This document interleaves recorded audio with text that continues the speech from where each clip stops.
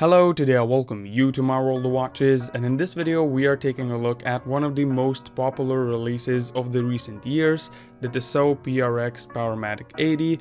Many consider this watch as their first, but is it really worth it? Let's find out.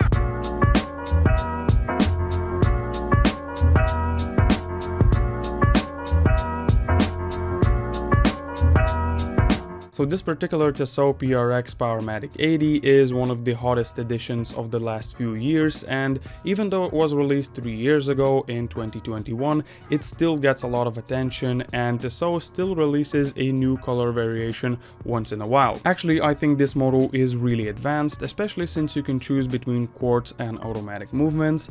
I noticed in groups that many beginners consider this watch as their first, and I think it would be one of the best choices. Also because it's a Swiss brand, so you get a real watch. So anyways, let's take a look if it's worth all of this attention. First of all, starting from the box, everything is quite simple but elegant, classic Tissot packaging. Upon opening the box, you are greeted with a watch on a cushion. There's an instructions manual and a warranty card. If you're going to give this watch to someone, the box is really nice. Speaking further about the watch itself, one of the key things is its size. Everyone has their own taste, but like everywhere, there are norms and standards that will almost always look good. From my personal point of view, the best looking watch is between 36 and 40 millimeters. Of course, it all depends on the design of the watch itself, and there are exceptions such as G-Shock, which are much larger than the mentioned range, but look great even on a smaller wrist due to their design. The diameter of this watch is 40 millimeters, almost 11 millimeters thick. The case length is 44 millimeters, and the weight of this watch with an integrated bracelet is 140 grams. In my opinion, the automatic version is a bit too big. On my 7-inch wrist, the watch looks a bit big, and because of that, it loses its elegance. I'm saying all of this for this particular style of watch. If it was a dive style watch, 40 millimeters would definitely not be too much. From the look, I would consider the watch a dress style, and I was really hoping for a bit slimmer and smaller shapes.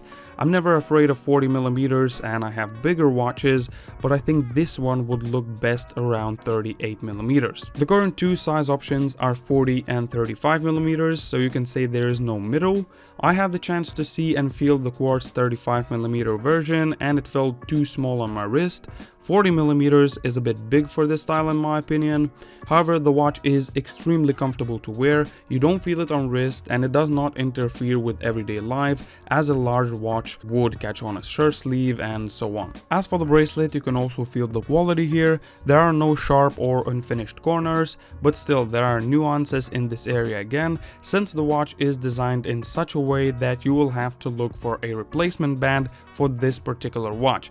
As you can see, the gaps between the lugs are extremely small. There is a really large supply of replacement straps for this particular watch on the internet, rubber, leather and so on, but because it's not a standard 20 or 22 millimeter strap, the price can really increase depending on the quality, which again causes problems, but because this watch is simply designed that way, you cannot really do anything.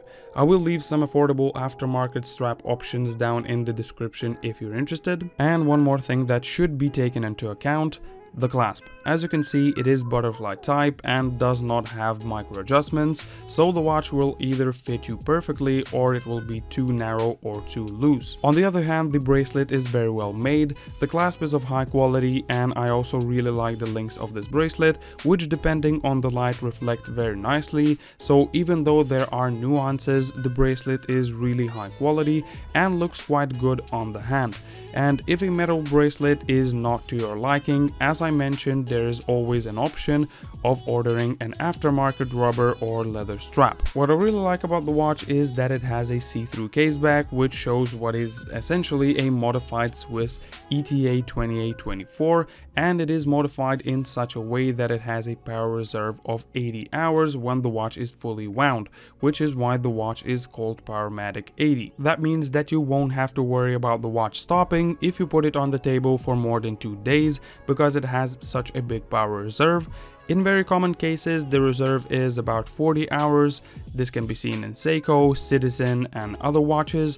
So the reserve is double on this one, which I think adds practicality, and this movement if taken care of properly, should last a really long time. The watch also has 100 meters water resistance, but it doesn't have a screw down crown. I really wouldn't try to swim with such a watch, but knowing the company, it really shouldn't be afraid of water. Next, I would like to talk about the finish of the surfaces. As for a watch with a price of around $600, the finishing is accordingly very good.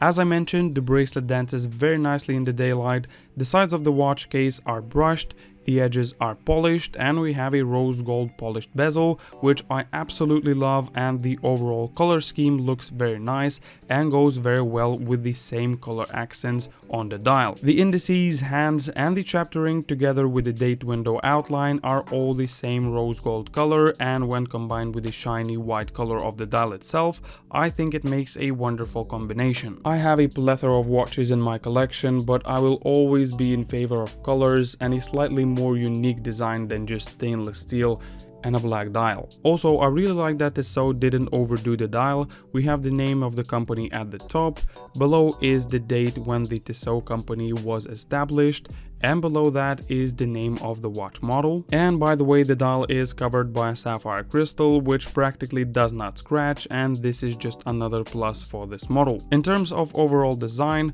although this Tissot is a reinterpretation of the old Tissot C-Star, the design of the watch hasn't changed too much and is remarkably similar to many watch releases of that time.